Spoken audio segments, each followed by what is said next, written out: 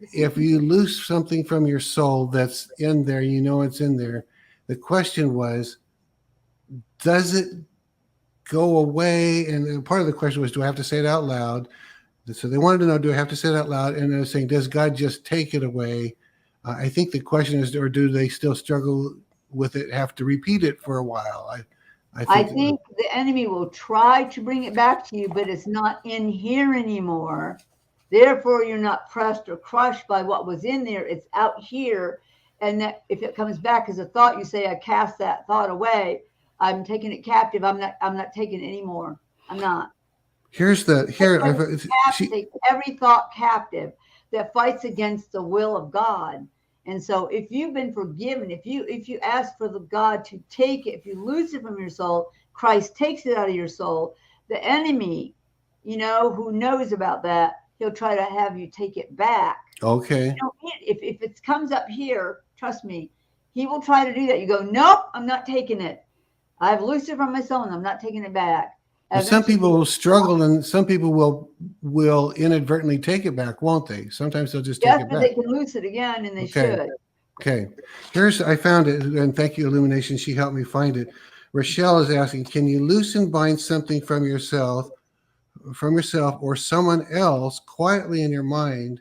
Will Jesus still take those things from you or someone else, even though you didn't say it out loud? I think authority? You can whisper it if you don't. You can't really think in your mind unless you can't speak at all. Yeah. If you're born, you can't speak. You know what I mean? Those what do you call them? Yeah. You're not deaf. Deaf as you can't. Dumb. I guess dumb. It's a dumb spirit deaf or something. Dumb. Yeah. If you were deaf and dumb, that means you couldn't hear or speak. Yeah. So if you were made that way, but if you have a voice to say things, then you need to say it. You don't have to say it out loud, but you need to say the words. Yeah. And you don't have to be with them to say it either. You can go and say it in your own room alone by yourself and say, I choose my will to forgive so-and-so and say their name and say what it was.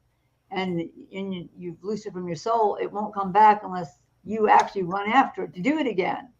And now this person, I think by the way she worded this, she's also wanting to know if she can loose something from somebody else. So will Jesus, they want to know if you take those things from you or even someone else. I would have to say it would have to be a family member. Okay.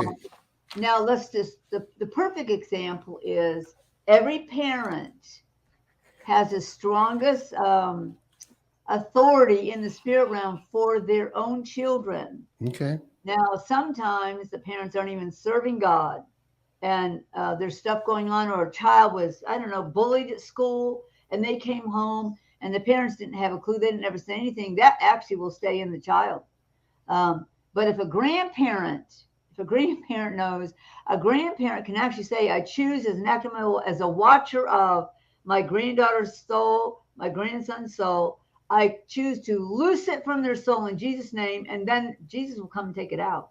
Wow. If you've adopted a child, and you now are the one standing for the soul, praying their prayer covering, you could then also say that over that child.